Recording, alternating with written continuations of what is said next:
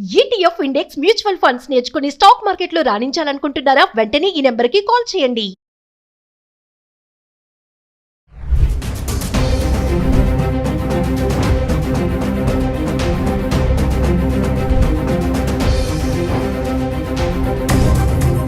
Hello viewers, welcome back to our channel. ప్రస్తుతం మనతో పాటు ఉన్నారు ఎంఎన్సీ ఎగ్జిక్యూటివ్ 25 ఇయర్స్ నుంచి అమెరికాలో ఉంటున్నటువంటి వీరభద్ర సార్ గారు. సార్తో మాట్లాడదాం. ప్రెసెంట్ అమెరికాలో సిచ్యువేషన్ ఎలా ఉంది అనేది.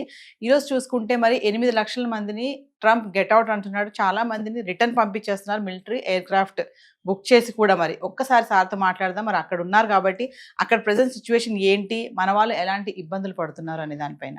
నమస్తే సార్. నమస్తే అమ్మా. సార్, అమెరికాలో H1B వీసాతో సెటిల్ అవ్వాలి అంటే ప్రాసెస్ ఎలా ఉంటుంది? అంటే H1B వీసా ఉంటే సెటిల్ అయిపోవచ్చు అక్కడ అంటే ఏం చెప్తారు సార్? ఇప్పుడు కొన్ని మాటలు మనము చాలా లూజ్గా వాడుతూ ఉన్నాయి. ఎవరైనా సరే మీ ఆడియన్స్ చూసేవాళ్ళు, ఫస్ట్ ఆఫ్ ఆల్ సెటిల్ అవడం అంటే ఏంటి? ఫిజికలీ స్టే చేయడమా, ఫినాన్షియలీ ఎస్టాబ్లిష్ అవ్వడమా, లేకపోతే ఒక ఉద్యోగంలో లాంగ్ టైంలో ఎంగేజ్ అవ్వడమా, ఏంటి? సో H1B అన్నది is just your visa status. H1B జనరల్గా for the long maximum period of 6 years ఇస్తారు. మధ్యలో ఒక 3 years తర్వాత రెన్యువల్ చేయాలి. అలానే H1B అనేది ఎంప్లాయర్ స్పాన్సర్డ్ వీసా.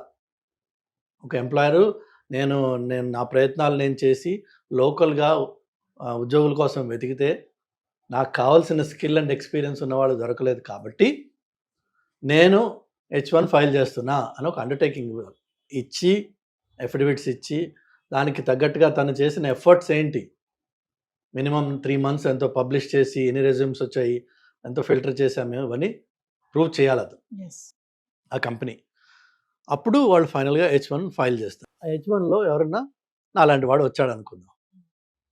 వస్తే నేను అక్కడ జాబ్ చేస్తాను. మళ్ళీ అగైన్ లాస్ట్ టైం మీకు చెప్పాను, there is nothing called a job in America. Everything is temporary, everything is project oriented.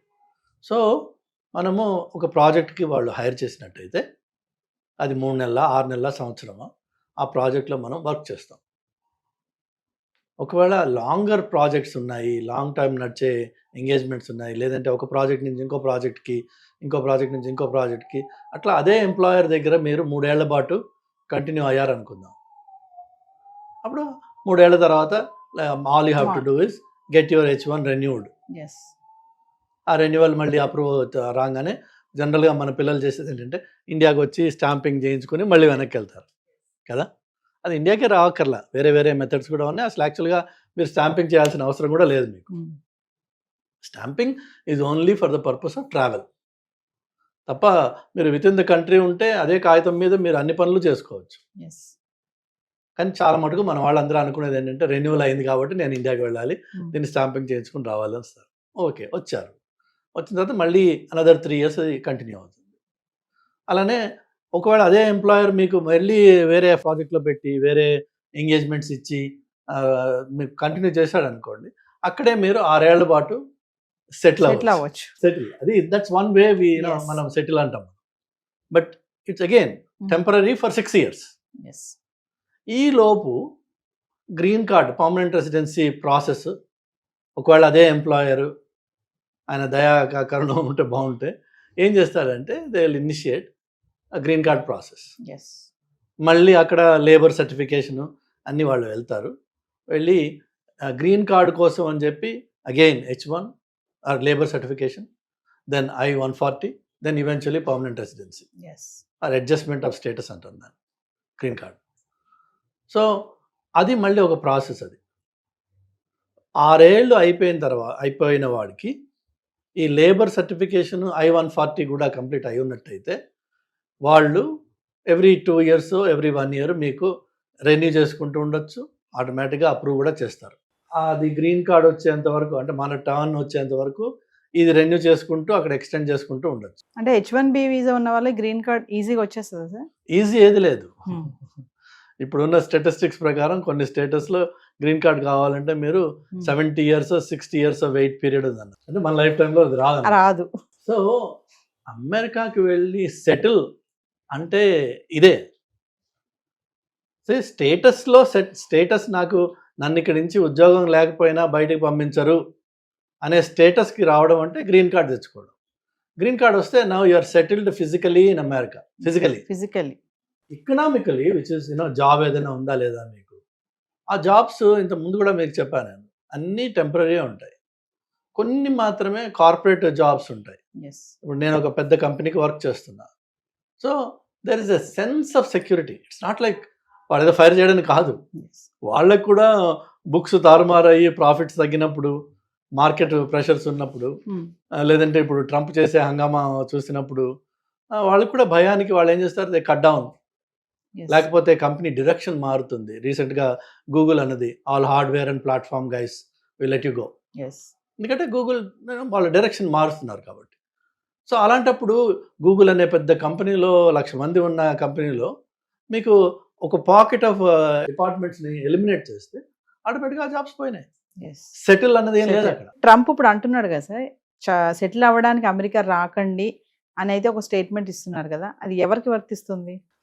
అదే చెప్తున్నాను నేను. మీరు ఆ ట్రంప్ అన్నాడా లేదా వదిలేసేయండి, ఆయన చాలా మాట్లాడాడు. సెటిల్ అవ్వడం అన్నది ఇట్స్ పాసిబిలిటీ. H1B నుంచి మీరు I-140 తర్వాత ఈవెన్చువలీ గ్రీన్ కార్డ్ వచ్చి అక్కడ మీరు ఉండొచ్చు. అట్ ద సేమ్ టైం ఆ ఉంటున్న టైంలో మీకు ఒకటే ఉద్యోగంతో 20 ఏళ్ళు 10 ఏళ్ళు 25 ఏళ్ళు ఉండే ఛాన్స్ లేదు. అమెరికానే కాదు, ఈవెన్ ఇండియా కూడా మీరు ఈ రోజున చూస్తే మీకు గవర్నమెంట్ ఉద్యోగాలు లేకపోతే బ్యాంక్స్ ఇలాంటివి ఏమన్నా, అది మీరు ఎక్కడ జాయిన్ అయితే అక్కడ సెటిల్ అయిపోవచ్చు. కానీ మిగిలినవన్నీ ఐటీ జాబ్స్ అన్నీ కూడా then are permanent jobs. Anybody can be laid off any time. 2 weeks notice ఇవ్వాలి వాళ్ళు అంతే. ఆర్ మేబీ ఇండియాలో నోటీస్ టైం ఎక్కువ ఉందేమో, బట్ నోటీస్ ఇచ్చేసి వాళ్ళు లే ఆఫ్ చేయొచ్చు. వాళ్ళు nothing holds them back. There is no protections under the law. Present ఇప్పుడు ట్రంప్ H1B వీసా దాంట్లో కూడా మార్పులు చేస్తున్నామని చెప్పి అంటున్నారు కదా సార్, ఏమన్నా మార్పులు జరిగాయి అనుకుంటున్నారా? యాక్చువల్గా ట్రంప్ అండ్ ఈలాన్ మస్క్ వీళ్ళు ఈ బ్యాచ్ అంతా they are more in favour of H1B. వాళ్ళకి డిజైర్ ఉంది దీన్ని H1B ప్రోగ్రామ్ని మరింత ఎఫిషియెంట్గా చేయాలి, ఇందులో ఉన్న లూప్ హోల్స్ ఏవైతే ఉన్నాయో వాటిని కంట్రోల్ చేయాలి. But America needs talent. అందులో there is no second thought about. So ఆ టాలెంట్ అనేది ఏమవుతుంది, ఎక్కడి నుంచి వస్తుంది? మెయిన్గా there either Indians or Chinese or Philippine. ఈ పాపులేషన్స్ ఎక్కువ ఉంటాయి నంబర్స్ చూస్తే. మీరు ఆ పాపులేషన్ ఎక్కువ ఉంటుంది కాబట్టి మన గ్రీన్ కార్డ్ కూడా అంత లేట్ అవుతుంది అనమాట. వేరేజ్ కొన్ని కంట్రీస్కి 1 yearలో గ్రీన్ కార్డ్ వచ్చేస్తుంది, బికాజ్ ఆ కంట్రీస్ నుంచి రిప్రజెంటేషన్ అంత తక్కువ ఉంది. సో అందుకని చెప్పేసి H1కి పాజిటివ్గానే ఉంటుంది. ఇన్ ఫ్యూచర్ ఇష్యూస్ ఇంకా డెవలప్ అవుతాయి, పాజిటివ్నెస్ బాగుంటుంది. కానీ వాళ్ళకి గ్రీన్ కార్డ్ రావడం అనేది అది ట్రంప్ ఒక్కడి వల్ల అయ్యే పని కాదు. అది కాంగ్రెస్లో లీగల్ ఏదైతే ఉందో స్టేటస్ మార్పిడి లేకపోతే గ్రీన్ కార్డ్స్ కోటా మేనేజ్మెంట్ ఏదైతే ఉందో దానికి నేను అమెరికాకు వెళ్ళినప్పటి నుంచి క్యాంపెయినింగ్ నడుస్తుంది, ఇన్ఫ్లుయెన్స్ నడుస్తున్నాయి, బిల్స్ వస్తున్నాయి. కానీ అన్ని బిల్స్ ఫెయిల్ అయిపోయినాయి ఇప్పటిదాకా. Nobody could overhaul that process, that system. అందులో సిస్టంలో ప్రాబ్లమ్స్ ఉన్నాయని అందరికీ తెలుసు. లీగల్ ఇమిగ్రెంట్స్ కష్టపడుతున్నారన్న విషయం అందరికీ తెలుసు. కానీ దాన్ని ఫిక్స్ చేయడం అన్నది it's a political landmine. Nobody wants to step on that. ఎందుకంటే H1 L1 F1 ఇంకో 1 అది వదిలేసి అందరూ ఇమిగ్రెంట్స్. అండ్ ఇమిగ్రేషన్ అనేది ఒక సెన్సిటివ్ టాపిక్. సో దాంట్లో ఏమాత్రం అటు ఇటు చేసినా ఎవరైతే దాన్ని సెన్సిటివ్గా చేసి భూతంలా తయారు చేసి ఇమిగ్రెంట్స్ వచ్చి మన అమెరికాని మన కల్చర్ని మార్చేస్తున్నారు, ఇవన్నీ ఉన్నాయి కదా గొడవలు. సో వాళ్ళు they take that up as a very serious topic. So పాలిటిక్స్లో ఎవరైతే ఉన్నారో పొలిటీషియన్స్కి వాళ్ళ కెరీర్ ఎండ్ అయిపోయే అవకాశం ఉంది ఆ టాపిక్ని టచ్ చేస్తే. ఒక విషయం చెప్పండి సార్, అంటే ఎలా పడితే అలా అమెరికా వెళ్ళిపోవాలి ఏదోలాగా, అక్కడికి వెళ్ళి పడ్డామా అక్కడ ఉద్యోగం ఏదో చేద్దాం అని కాకుండా ప్రెసెంట్ ఏంటంటే టాలెంట్ స్మార్ట్ పీపుల్ని ఖచ్చితంగా అక్కడ తీసుకోవడం అనేది జరుగుతుంది అంటారు. ఇక్కడి నుంచి వెళ్ళే వాళ్ళు ఖచ్చితంగా ఏదో ఒక టాలెంట్తోనే వెళ్ళాలి. ఏమీ లేకుండా ఏదో అక్కడికి వెళ్ళి పడ్డామా ఏదో చేసుకున్నాం బ్రతుకుదాం అంటే మాత్రం ఇప్పుడు సర్వైవ్ అయ్యే పరిస్థితి ఉందా లేదా అంటే ఏం చెప్తారు సార్? ఇప్పుడు కాదు, అది ఎప్పుడు లేదు ఆ పరిస్థితి. ఎందుకంటే అన్ఫార్చునేట్గా మనము అక్కడ వెళ్ళి ఇండియన్స్ కొంత సిస్టమ్స్ని అక్కడ పొల్యూట్ చేసిన మాట వాస్తవం. నేను రీసెంట్ టైమ్స్లో I have seen notifications for ఇది ఎంప్లాయీస్ కోసం నోటిఫికేషన్స్ పెట్టిన వాళ్ళు క్లియర్గా కింద చెప్తున్నారు, no AP or Telangana graduate. అదే మనం ఎంత నొటోరియస్ అయిపోయామన్న దానికి ఒక ఎగ్జాంపుల్ చెప్తున్నాను. పోనీ ఆ పెట్టినవాడు లోకల్ అమెరికన్ కాదు, వాడు ఇండియనే. బట్ వాళ్ళు చూస్తున్నారు ఏంటంటే మనం చేసే తప్పుడు పనులు ఏవైతే ఉన్నాయో, అంటే ఏంటంటే ఫర్ ఎగ్జాంపుల్ ఈ స్టూడెంట్స్గా చదవడానికి వస్తారు F1 మీద, ఆ వచ్చిన పిల్లవాడికి మహా ఉంటే 22-23 ఇయర్స్ ఉంటాయి ఏజ్. వాడికి వచ్చి మాస్టర్స్ చేస్తాడు, వాడికి ఒక రెజ్యూమే తయారు చేస్తారు ఈ కన్సల్టింగ్ కంపెనీస్. అది 100% బోగస్ అది. ఓకే, సో ఆ బోగస్ రెజ్యూమే మీద జాబ్స్ ఎవరిస్తారమ్మా? సో ఏదో ఒకటి చేసుకుంటా అంటే ఈ దొంగతనం కొన్ని రోజులే నడుస్తుంది, ఏదైనా సరే అది పట్టుపడుతుంది, పట్టుపడిపోయింది ఇప్పుడు. బట్ నెవర్దలెస్ మనం చేసింది దొంగతనం.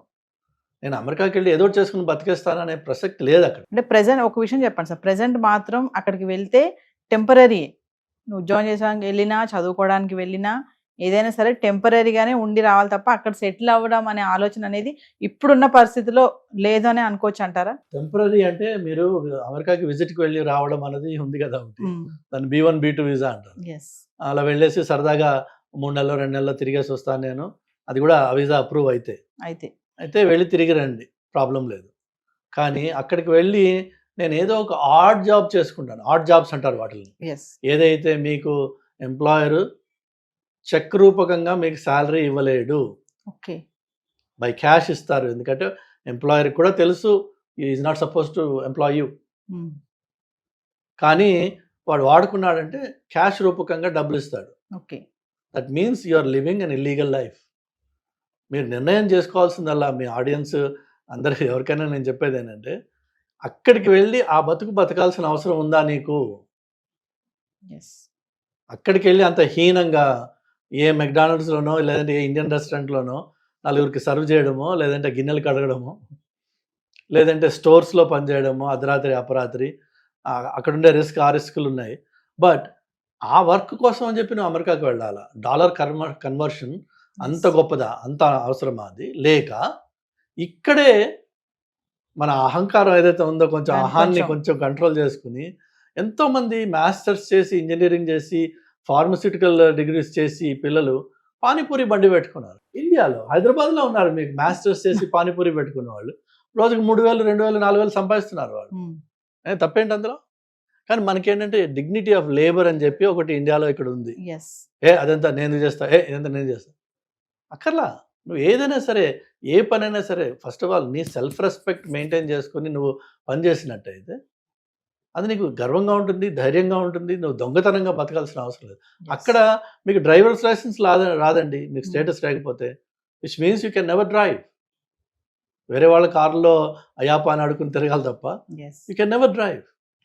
ధైర్యంగా మీరు ఒక ఫ్లైట్ ఎక్కి వెళ్ళలేరు, ఎక్కడ ఎవడు నేను స్టేటస్ చెక్ చేస్తాడు. అంత దొంగగా ఉండాలి. అంత ఉండాల్సిన అవసరం ఉందా? అన్ఫార్చునేట్ ఏంటంటే నాకంటే ముందు 10 మంది వెళ్ళారు, వాళ్ళందరూ అక్కడ ఉన్నారు, వాళ్ళు సెటిల్ అయిపోయారు, నేను కూడా వెళ్తా అక్కడికి. ఈ పక్కవాడిని చూసుకుని మనకి అది ఆ ఇచ్చి మొదలవడం తప్ప, అందులో అక్కడికి వెళ్ళాక తెలుస్తుంది వాడు ఎంత దరిద్రంగా అక్కడ ఉంటున్నారు అనేది. ఒక్కొక్క అపార్ట్మెంట్లో 4-3 ఉండాల్సిన అపార్ట్మెంట్లో 8 మంది 10 మంది ఉంటారు. కొన్ని చోట్ల అయితే రాత్రి షిఫ్ట్ సగం మంది పనిచేస్తారు కాబట్టి వాళ్ళ బెడ్స్ వాళ్ళు వాడుకోవడానికి ఈ డే షిఫ్ట్ వాడు అపార్ట్మెంట్లో ఉంటాడు. ఒక రోజున వాడు బ్రేక్ తీసుకుంటే వాడికి పడుకోవడానికి చోటు ఉండదు. అతి హీనంగా ఉంటుంది పరిస్థితి. అక్కడికి వెళ్ళి అంత హీనంగా ఉండాల్సిన నీకు కర్మ ఉంది, నాకు వేరే ఏమీ అవకాశాలు లేవు ఇక్కడ అంటే గాడ్ ఈజ్ గ్రేట్. కానీ అంత దరిద్రాన్ని అక్కడ ఉన్నవాడు నీకు చెప్పడు, ఆ విషయం చెప్పరు. వాడేమో అమెరికా 4 బిల్డింగ్స్ బొమ్మలు చూపిస్తే అదే అమెరికా అనుకుంటావు. ఆ బిల్డింగ్స్ ఉన్నది ఓన్లీ న్యూయార్క్ సిటీ డౌన్ టౌన్లో మాత్రమే ఉన్నాయి, or maybe Chicago, or maybe LA. But the rest of America is actually wide open green space. గట్టిగా అరిస్తే పక్కింటి వాడు పిలిపి మనకి కనిపించని పలకని ఇంత దూరంలో ఇళ్ళు ఉంటాయి కొన్ని చోట్ల. ఒంటరితనంతో చచ్చిపోతుంటారు అక్కడ. సో అక్కడికి వెళ్ళి నాకు అంటే వేరే వాళ్ళు చెప్పిన వాటి విషయాలు అవి విని మభ్యపడి అక్కడికి వెళ్ళే బదులు ఫ్యాక్ట్ చెక్ చేయండి. What is the reality on the ground. Present sir H1B visa tight అవుతుంది, టైట్ చేస్తున్నాడు ట్రంప్ అంటే ఏం చెప్తారు ఓవరాల్ గా? టైట్ లూజ్ అంటే ఏం లేదండి, మనకి ప్రాపర్ క్వాలిఫికేషన్ ఉంది. నెంబర్ 1 క్వాలిఫికేషన్ ఉంది. నెంబర్ 2 వీసా ఇంటర్వ్యూకి వెళ్ళినప్పుడు ఆయన అడిగే మినిమం ప్రశ్నలకి నేను ఇంగ్లీష్లో జవాబు చెప్పగలనా లేదా. అలా ఇది వాళ్ళు 100 ప్రశ్నలు వేయరు కదా, అది ఇంటర్వ్యూ కాదు, అది 3 or 4 ఉంటాయి. వాళ్ళు అదే మెతుకు ముట్టుకున్నట్టే, మొత్తం ఒక అన్నంలో చేయబెట్టట్లేదు కదా. ఆ 3 మెతుకుల్లో మీకు అది ఇది పాడైపోయింది అన్నం రా అని చెప్పి అది తెలిసిపోతుంది. అలా కాదు, మీ దగ్గర సరుకు ఉంది. If you are talented you should definitely try. America is one country where if you are talented your opportunities are endless. కానీ ఇక్కడ నువ్వు చదివిందే వానాకాలపు చదువు, అక్కడికి వెళ్ళి ఏం చేస్తావు పరిస్థితి. దయచేసి నా సలహా ఏంటంటే work on yourself first, be good at some subject, take whatever it is hot మార్కెట్లో ఉందో, అది ఏఐనా, డేటానా, ఎంఎల్ఆ, ఏదైనా సరే ఒక టాపిక్ తీసుకోండి, దాని మీద పని చేయండి, దాని మీద గట్టిగా ఫౌండేషన్ బేస్ చేసుకోండి, క్రియేట్ చేసుకోండి. దెన్ కమ్యూనికేషన్ మీద వర్క్ చేయండి. Communication, be able to express yourself and explain what you know. నాకు తెలుసు, నువ్వు ముందు జాబ్ ఇచ్చే నేను చేసి చూపిస్తా అంటే ఎవడివ్వడు. అని నాకు తెలుసు అన్న విషయాన్ని నేను చెప్పుకోగలగాలి.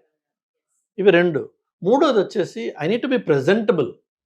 మాసిపోయిన గడ్డమును జుట్లు పెట్టుకుని ఏదో పనికిరాని అలాగ అప్పుడే నిద్ర లేచి ఇంటర్వ్యూలకు వెళ్తే ఆ జాబ్ ఇంటర్వ్యూ రాదు, వీడి వీసా ఇంటర్వ్యూ రాదు, 2 రావు. You need to present yourself like a professional. అది it takes effort, it takes investment, it takes seriousness. Then you become something in your life, and then be proud of what you achieved. Make it happen. అంతేగాని వాడి కాళ్ళు పట్టుకుని వీడి కాళ్ళు పట్టుకుని అయ్యాపా ఏదో ఒకటి చేసుకుని నేను బతికేస్తా, ఆ ఏదో చేసుకుని అంత దీనస్థితిలో ఉన్నావా నువ్వు? లేవు. మోస్ట్ ఆఫ్ అస్, మనకి పిల్లలు భగవంతుడి దయ వల్ల ఇండియన్ పేరెంట్స్ వాళ్ళ పిల్లలకి తల తాకట్టు పెట్టి డబ్బులు తీసుకొచ్చి ఇస్తున్నారు. ఆ తల తాకట్టు పెట్టి ఇచ్చిన డబ్బులతో ఇక్కడ గర్వంగా ఏదైనా చేయండి. అక్కడికి వచ్చి ఏదో ఒకటి అని కాక్రోచెస్ ఇన్ఫెస్టెడ్ అపార్ట్మెంట్స్లో నుండి 50 ఏళ్ళు 60 ఏళ్ళ క్రితం కట్టిన ఇళ్ళు, ఇన్సెక్యూర్ ఏరియాస్ ఉంటాయి. చౌకగా దొరకాలి అపార్ట్మెంట్ అంటే మీకు you have to go to areas that are highly insecure. So అక్కడికి వెళ్ళి ఉంటే ఎవడో ఏ రాత్రో ఒకటి కొట్టి మన దగ్గర ఉంది లాక్కుంటాడు. వాడు ఒకటి కొడితే చాలు మనం చచ్చిపోవడానికి, గట్టిగా ఉంటారు వాళ్ళు. లేదు, ఏ షూటింగ్ అవుతుంది, మనం అడ్డంగా పడతాం అందులో. ఈవెన్ దో యూఆర్ ఇన్నోసెంట్, గన్కి తెలియదు, అది బుల్లెట్కి తెలియదు నువ్వు ఇన్నోసెంట్ అన్నది. సెలెక్టివ్గా షూట్ చేయడం బట్ అయిపోతుంది మన పని. ఇక్కడ అమ్మా నాన్నలు క్షోభతోటి ఏడవడం ఎందుకు? ఇవన్నీ అవసరమా? Thank you sir. హాయ్, మొట్టమొదటిసారిగా మన విజయవాడలో క్లాస్ రూమ్ ట్రైనింగ్ అండి, 1 day క్లాస్ రూమ్ ఎన్విరాన్మెంట్లో ఆఫ్లైన్ వెబినార్ జరగబోతుంది. అంటే ఇంట్రెస్ట్ ఉన్న పార్టిసిపెంట్స్ ఈ కింద స్క్రోల్ అవుతున్న నెంబర్కి రింగ్ చేసుకొని సీట్ బుక్ చేసుకోండి. దీంట్లో ETFs, index funds and mutual funds మీద completely and hand holding experience మీకు ప్రొవైడ్ చేయబడుతుంది. దీని ద్వారా ఏంటంటే మనం ఎసెట్స్ని స్టాక్ మార్కెట్లో ఎలా మేనేజ్ చేసుకోవాలి, ఎలా గ్రో చేసుకోవాలి, ఎలా ప్రొడక్ట్ చేసుకోవాలో అంటే ప్రాక్టికల్గా నేర్చుకుంటారు.